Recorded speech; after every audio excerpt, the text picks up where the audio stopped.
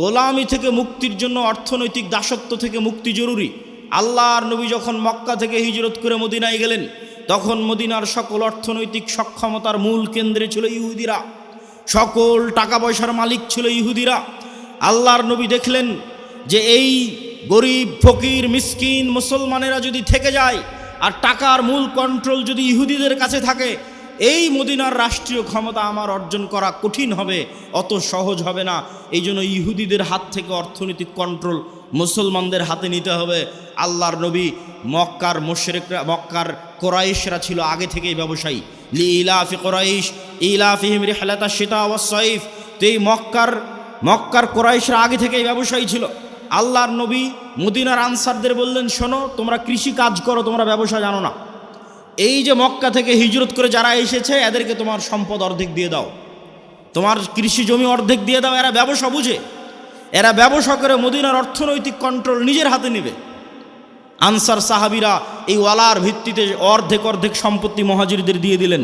খালি হাতে আসা উসমান, খালি হাতে আসা আব্দুর রহমান বিন আউফ, খালি হাতে আসা জুবাইর ইবনুল আওয়াম, এরা 5 বছর 10 বছরের মধ্যে মাল্টি মিলিয়নার কোটি কোটি টাকার মালিক হয়ে গেল। আল্লাহর নবীর হাতে মদিনার অর্থনৈতিক কন্ট্রোল ফেরত আসতে লাগলো। মসজিদে নববীর সামনের কুয়ার মালিক ইহুদি। যদি মুসলমান ওই কুয়ায় পানি খেতে চায়, ইহুদির কাছে নত হয়ে অনুমতি নিয়ে পানি খেতে হবে। এটাই দাসত্ব। অর্থনৈতিক মুক্তি লাগবে দাসত্ব থেকে মুক্তির জন্য। আল্লাহর নবী বললেন, কে কিনে দিবে এই কুয়া? মুসলমানদের কুয়া লাগবে, ইহুদির কাছে নত হয়ে কুয়ার পানি চাওয়া যাবে না। যে কুয়া কিনে দিবে তার জন্য জান্নাত। ওসমান বিন আফফান বললেন, আমি কুয়া কিনে দেব। বলেন আল্লাহু আকবার। তাহলে অর্থনৈতিক মুক্তি লাগবে। মুসলমানেরা যেন অর্থনৈতিক মুক্তি না পায়, দাসত্বের জিঞ্জিরে যেন আবদ্ধ থাকে, এই জন্য ইহুদিদের তৈরি করা, পাশ্চাত্যের তৈরি করা সবচেয়ে বড় অস্ত্রের নাম হচ্ছে সুদ। সবচেয়ে বড় অস্ত্রের নাম সুদ।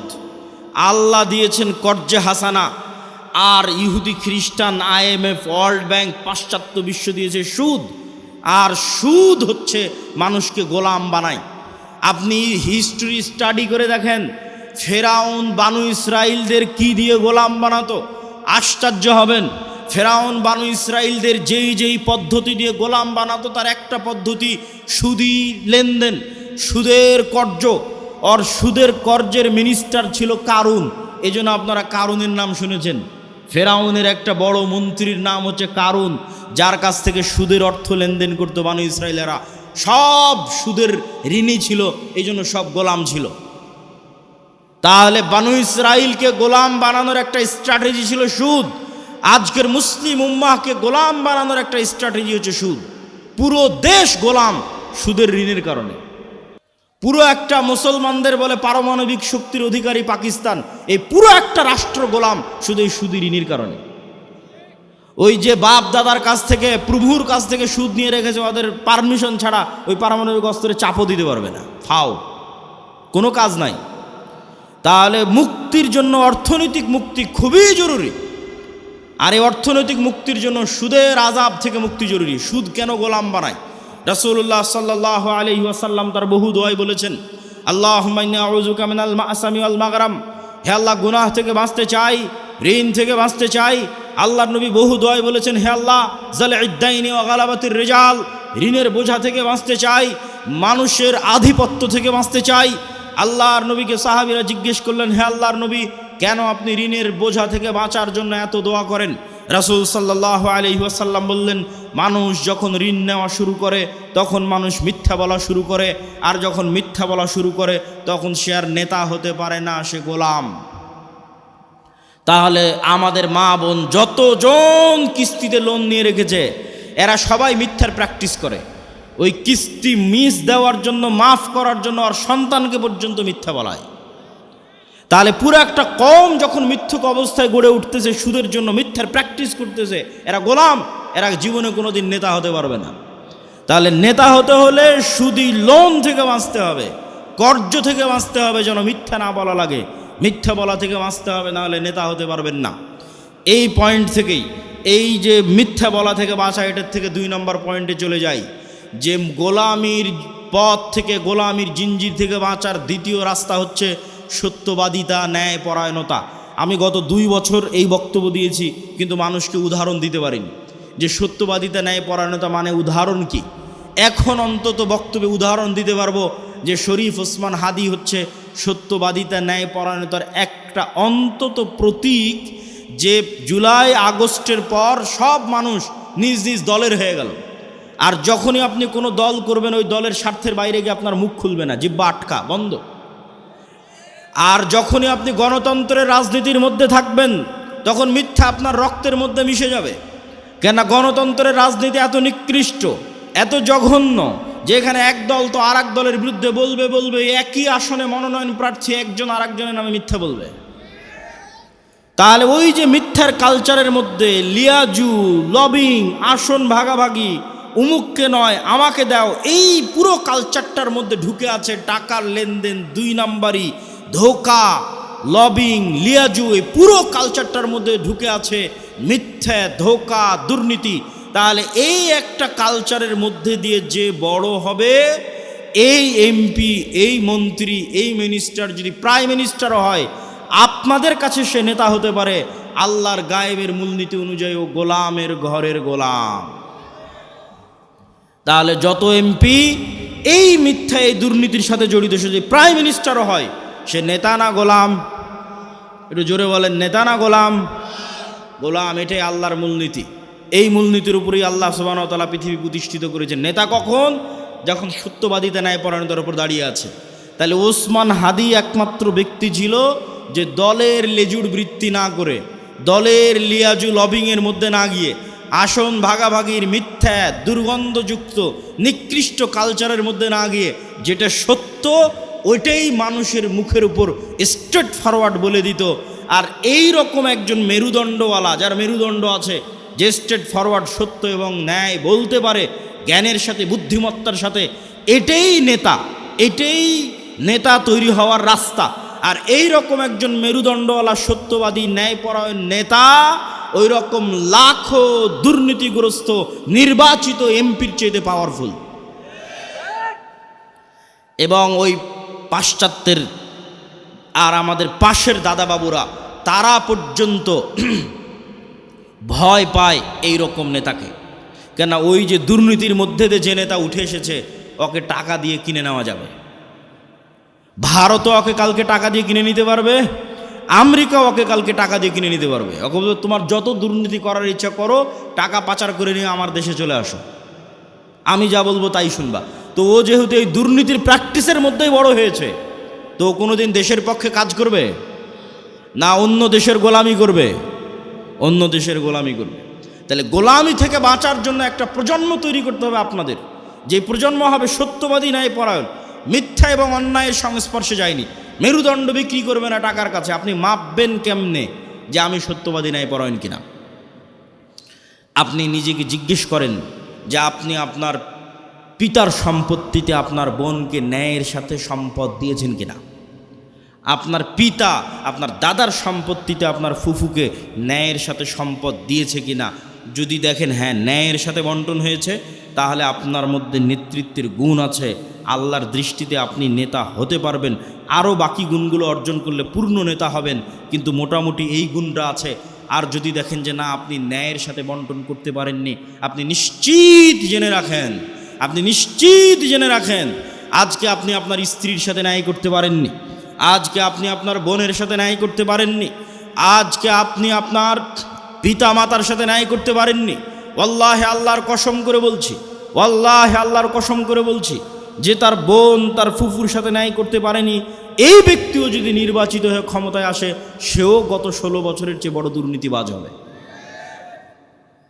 তাহলে নেতা তখনই তৈরি হবে যখন ন্যায় এবং সত্যবাদিতা তার রক্তের মধ্যে থাকবে। আর মিথ্যা গোলামির কালচার। ইব্রাহিম আলাইহিস সালাতু ওয়াস সালামের 2 সন্তান, এক সন্তানের নাম ইসহাক, আর এক সন্তানের নাম ইসমাইল। ইসহাককে রেখে দিলেন জেরুজালেমে, আর ইসমাইলকে রেখে দিলেন মক্কায়। ইসমাইল থেকে না মোহাম্মদ পর্যন্ত এই দীর্ঘ সময়ে এই বানু ইসরাইলের সাথে কি হচ্ছে দেখেন, শর্টকাট। ইসহাকের সন্তান ইয়াকুব, ইয়াকুবের সন্তান ইউসুফ, ইউসুফের 11 ভাই মিলে, পিতা মাতা মিলে মিশরে ইউসুফের মৃত্যুর পরে ফেরাউনের 300 বছরের গোলামি, ফেরাউনের গোলামি থেকে মুসার হারুনের হাত ধরে মুক্তি, মুসার হারুনের হাত ধরে মুক্তির পরে 40 বছর সিনাই মরুভূমিতে পাগলের মতো ঘুরপাক, 40 বছর পর ইউশা বিন নুনের হাত ধরে জেরুজালেম বিজয়, তারপরে পুনরায় আর এক জালেম বাদশার কারণে জেরুজালেম থেকে বিতাড়িত, তারপরে দাউদ, সুলাইমান এবং তালুতের মাধ্যমে জেরুজালেম বিজয়, জেরুজালেম থেকে সারা পৃথিবীতে শাসন ক্ষমতা প্রতিষ্ঠা, তারপরে আস্তে আস্তে জাকারিয়া, ইয়াহিয়া, ঈসা, মারিয়াম। এই যে দীর্ঘ সময় বানু ইসরায়েলের, এই দীর্ঘ সময়ে বানু ইসরায়েলের চরম উত্থান পতন হয়েছে, 2-3 বার গোলামির জিঞ্জিরে আবদ্ধ হয়েছে। তার মধ্যে সবচেয়ে বড় গোলামি ছিল ফেরাউনের 300 বছর। এই গোলামির জিঞ্জিরে আবদ্ধ হওয়ার কারণে এরা নবীর সন্তান হওয়ার পরও, ইব্রাহিমের সন্তান হওয়ার পরও, ইসহাকের সন্তান হওয়ার পরও এরা মিথ্যা বলা, ধোকা দেওয়া, 2 নম্বরই রাস্তা শিখে নিয়েছিল। এই জন্য আল্লাহ বলল, শনিবারের দিন তোমরা মাছ ধরবা না। দাউদ কোরআন পড়ে, মাছেরা কোরআন শুনতে আসে, জাবুর শুনতে আসে। এরা করলো কি, শনিবারের দিন মাছগুলো আটকে রেখে দিল, রবিবারের দিন ধরলো। কি পরিমাণ ধোকাবাজ! অথচ এরা নবীর সন্তান, ইব্রাহিমের সন্তান, এই সিলসিলার সন্তান। আর এইদিকে এই যে ইসমাইল থেকে মোহাম্মদ পর্যন্ত এই লম্বা সময়, সেম টাইম, এই লম্বা সময়ে মক্কায় কোনো নদী নাই, মক্কায় কোনো ফল ফসল উৎপাদন হয় না, মক্কা কোনো বড় ব্যবসায়িক কেন্দ্র নয়, মক্কা কোনো বড় রাজনৈতিক কেন্দ্র নয়। ফলত বিশ্বের কোনো পরাশক্তি, না রোমান না পারস্য, কেউ মক্কা দখল করেনি। মক্কা দখল করে কেউ কোনোদিন ইসমাইলের সন্তানদের গোলাম বানায়নি। ফলত ইসমাইল থেকে মোহাম্মদ পর্যন্ত ইসমাইলের সন্তানেরা শিরকে লিপ্ত হলেও 2 নম্বরই দুর্নীতি, জুয়াচুরি, ধোকা, এই রাস্তাগুলো থেকে অনেক অনেক দূরে ছিল। এর 2-1টা উদাহরণ আপনি দেখতে পাবেন। Abdul Muttalib, Abu Taleb, Abu Sufian. Abdul Muttalib Mohammad ইসলামের দাদা, ইনি মুশরিক, কিন্তু আব্দুল মুত্তালিবের হিস্ট্রিতে কেউ দেখাতে পারবে না যে ও মিথ্যুক, মানুষের সম্পদ মারে নাই, 2 নম্বরই করে ধোকাবাজি করে, এটা দেখাতে পারবে না। আবু তালেব মোহাম্মদ ইসলামের চাচা, মৃত্যু পর্যন্ত ইসলাম গ্রহণ করেনি আল্লাহর নবী এতবার বলার পরেও। কিন্তু আবু তালেব সত্যবাদী ছিল, ন্যায়পরায়ণ ছিল, মানুষকে ধোকা দিয়ে, মানুষের টাকা নিয়ে মেরে খাওয়া, জুয়াচুরি, ধোকাবাজি, এগুলো বুঝতো না। এই জন্য আল্লাহর নবী বলে গেছে, আল আইম্মাতু মিন কুরাইশ। মক্কা বিজয়ের পর প্রায় সব কুরাইশ ইসলাম গ্রহণ করে নিয়েছিল, সব। মক্কা বিজয়ের আগ পর্যন্ত তারা কাফের থাকতে পারে, আল্লাহ নবীর সাথে যুদ্ধ, মারামারি সব কিছু করেছে, কিন্তু মক্কা বিজয়ের পর প্রায় সব কুরাইশ ইসলাম গ্রহণ করে নিয়েছে। আল্লাহ নবী বলেন, আল আইম্মাতু মিন কুরাইশ। আমার উম্মতে যতদিন নেতা হবে, খলিফা হবে, কুরাইশ বংশ থেকে হবে, ইসমাইলের সন্তান থেকে হবে। আবু বকর কুরাইশ বংশের, ওমর কুরাইশ বংশের, ওসমান কুরাইশ বংশের, আলী কুরাইশ বংশের, সব ইব্রাহিমের সন্তান, ইসমাইলের সন্তান। সম্মানিত উপস্থিতি, কি বুঝালাম এটার থেকে? গোলামি মে বদল জাতি হে কওমো কা জমির। গোলামি করলে জাতির চরিত্র চেঞ্জ হয়ে যায়। আমরা যে 190 বছর ব্রিটিশের গোলামি করেছি এবং আমাদের স্বভাব চরিত্র চেঞ্জ হয়ে গেছে, তার একটা আলামত আমি নিজে ইউরোপ সফর করতে গিয়ে পেয়েছি, চাক্ষুষ একটা আলামত বলি। আমি মনে করতাম সারা পৃথিবী ইংরেজি ভাষা দিয়ে চলে। আমাকে যেহেতু কেউ কোনোদিন এই ভুলটা ভেঙে দেয়নি, আমি যেহেতু নিজে প্র্যাকটিক্যালি আমার এই ভুল ধরা পড়েছে, ফলত আমার রিয়েলাইজেশন অনেক গভীর। তো আমি মনে করতাম সারা পৃথিবী ইংরেজি দিয়ে চলে। ইংল্যান্ডেও থাকলাম প্রায় 1 বছর। এই ইংল্যান্ডে থাকা অবস্থায় যখন ফ্রান্স গেলাম, স্পেন গেলাম, ইতালি গেলাম, স্পেনের যখন কর্ডোভা, গ্রানাডায় যাওয়ার জন্য যে বিমানবন্দরে নামলাম, ওই বিমানবন্দরে নেমে এক্সিট লেখাটা আমি ইংরেজিতে খুঁজে পাচ্ছিলাম না। ইংরেজি ভাষার এত অনুপস্থিতি যে বাহিরে যে বের হব, কোন রাস্তা দিয়ে বের হব, কোথায় এক্সিট, কিছু খুঁজে পায় না, সব স্প্যানিশ ল্যাঙ্গুয়েজ। যারা এয়ারপোর্টে দায়িত্ব পালন করছে, ওদের সাথে গিয়ে যে ইংরেজিতে কথা বলবো, ওরাও ইংরেজি বোঝে না। আরে অন্তত এয়ারপোর্টে দায়িত্বশীল তো ইংরেজি বুঝবে। এত উন্নত রাষ্ট্র স্পেন, এত উন্নত রাষ্ট্র ফ্রান্স, এত উন্নত রাষ্ট্র ইতালি, ইংরেজি জানে না। আমার তো মাথায় ঘুরে গেল, কেন ইংরেজি জানে না? তখন আমি রিয়ালাইজ করলাম, আমার মদিনা ইসলামী বিশ্ববিদ্যালয়ের বন্ধু, বাড়ি আফ্রিকা, ও বলতো আর ভাষা ফরাসি। আমি তখন এটা না অত গভীর চিন্তা করিনি যে ওর ভাষা ফরাসি কেন। ফ্রান্সে যখন গেলাম, দেখি ফ্রান্সে সব আফ্রিকান মুসলমান। ফ্রান্সে ভারত পাকিস্তানের মুসলমান কম, আফ্রিকার মুসলমান বেশি। ইংল্যান্ডে আবার ভারত পাকিস্তানের মুসলমান বেশি, আফ্রিকার মুসলমান কম। তখন সব রহস্য ভেদ হয়ে গেল যে ওর ভাষা কেন ফরাসি আর আমার কাছে কেন ইংরেজির এত গুরুত্ব, জন্মগত কেমনে অটোমেটিক। সবাই আমাদের দেশের মানুষ জানে যে ইংরেজি অনেক গুরুত্বপূর্ণ ভাষা। অথচ ইউরোপের অধিকাংশ দেশ ইংরেজির কোনো ভ্যালুই নাই, দামই নাই। ওরা এতটা অহংকারী, ফ্রান্স, ইতালি, স্পেন, জার্মান এতটা অহংকারী, ওরা ইংরেজি শিখবেই না। তাহলে আমি কেমনে জন্মগত মেনে বুঝে নিলাম যে ইংরেজি গুরুত্বপূর্ণ? এটাই 200 বছর যে আমরা ব্রিটিশের গোলামি করেছি, গোলামি মে বদল জাতি হে কওমকা জমির, আমরা নিজের অজান্তেই ওর গোলামির প্রভাব বহন করতেছি। আমি আব্দুল্লাহ নিজের অজান্তেই, আমার পূর্বপুরুষ 190 বছর ব্রিটিশের গোলাম ছিল, তার প্রভাব আমি আমার অজান্তে বহন করতেছি। আর আমার ওই বন্ধু যে আফ্রিকায় বাড়ি, ও ওর অজান্তে ইউরোপীয় উপনিবেশের গোলামির চিহ্ন বহন করতেছে। ঠিক এই যে আপনি দেখতেছেন মুসলমানেরা মারামারি কাটাকাটি, এই যে গণতন্ত্রের কালচার টিকিয়ে রাখা আছে, যেন এখানে আর সুদের কালচার টিকিয়ে রাখা আছে, যেন একটা মুসলমান নেতা সত্যবাদী ন্যায়পরায়ণ বের হয়ে আসতে না পারে, সব যেন মিথ্যুক আর দুর্নীতিবাজ বের হয়। এই জন্যই গণতন্ত্র দিয়ে রাখা আছে, এই জন্যই সুদী ব্যবস্থা দিয়ে রাখা আছে। কেননা এই কালচারের মধ্যে থাকলেও মিথ্যুক দুর্নীতিবাজ হবে। আর 190 বছর ব্রিটিশের গোলামিতে ওটাই শিখেছে। কেননা গোলাম তো একটা রুটির জন্য মারামারি করে, গোলাম একটা রুটির জন্য আরেকজনকে হত্যা করে দিতে পারে। তাহলে এই যে গোলামির কালচার, এই গোলামির কালচার যতক্ষণ আপনি না ভাঙবেন, যেটা আমরা বহন করছি আমাদের অজান্তে ব্রিটিশদের গোলামির কারণে, যেমনটা বানু ইসরাইলরা ফেরাউনের গোলামি থেকে শিখেছিল, এই কালচার আমাদের ভাঙতে হবে। এই কালচার যতক্ষণ না ভাঙতে পারবেন, নেতা হতে পারবেন না। সত্যবাদী ন্যায়পরায়ণ হন, ইসমান হাদির মতো অটোমেটিক নেতা হয়ে যাবেন। আর এই গণতন্ত্রের কালচারে এইরকম সত্যবাদী ন্যায়পরায়ণ নেতা সহ্য করার মতো ক্ষমতা এই আধিপত্যবাদী দখলদারি শক্তির নাই, ফলত গুলি করে উড়িয়ে দিবে। সম্মানিত উপস্থিতি, পয়েন্ট নাম্বার 3, আমাদের 1 নাম্বার পয়েন্ট ছিল অর্থনৈতিক মুক্তি লাগবে গোলামি থেকে মুক্তির জন্য। 2 নাম্বার পয়েন্ট ছিল সত্যবাদী ন্যায়পরায়ণ হতে হবে। পয়েন্ট নাম্বার 3, ইমান বিল গায়েব এবং গায়েবী মদদ।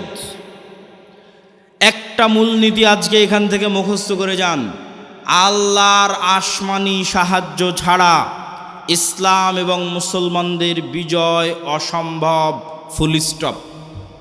দুনিয়াবি শক্তি দিয়ে ইসলাম এবং মুসলমানদের বিজয় অতীতে কোনোদিন হয়নি, ভবিষ্যতে কোনোদিন হবে না, ফুল স্টপ। নবীদের হয়নি, আমার আপনার হবে না। মুসা দুনিয়ার শক্তি দিয়ে বিজয় লাভ করেনি, ইউশা বিন নুন দুনিয়ার শক্তি দিয়ে বিজয় লাভ করেনি, দাউদ সুলাইমান দুনিয়ার শক্তি দিয়ে বিজয় লাভ করেনি।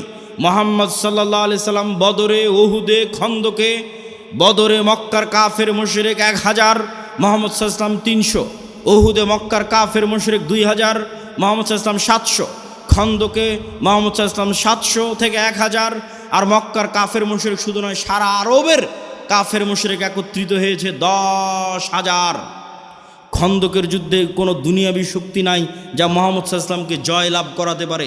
এত অসম যুদ্ধ পৃথিবীতে হয় না, কিন্তু এই প্রত্যেকটা যুদ্ধে মুহাম্মদ সাল্লাল্লাহু আলাইহি সাল্লাম জয় লাভ করেছে দুনিয়াবী শক্তিতে না কার সাহায্যে? আল্লাহর সাহায্যে। আর একটা যুদ্ধে সাহাবীরা মনে করেছিল যে আজকে আমরা দুনিয়ার শক্তি দিয়ে জিতব, ওই যুদ্ধের নাম হুনাইন। মক্কা বিজয়ের পরে এই যুদ্ধ হয়েছিল। মক্কা বিজয় যখন সব মুসলমান হয়ে গেছে, 12,000 সাহাবী হুনাইনের যুদ্ধে, আল্লাহর নবী নিজে চোখে কোনোদিন দেখেইনি, তার পিছে 12,000 মানুষ দাঁড়িয়ে আছে। সাহাবীরা কোনোদিন দেখেনি 12,000-এর জামাত। 300 জন নিয়ে যুদ্ধ করেছে, 700 নিয়ে যুদ্ধ করেছে, 1000 নিয়ে যুদ্ধ করেছে, আজকে হুনাইনে 12,000।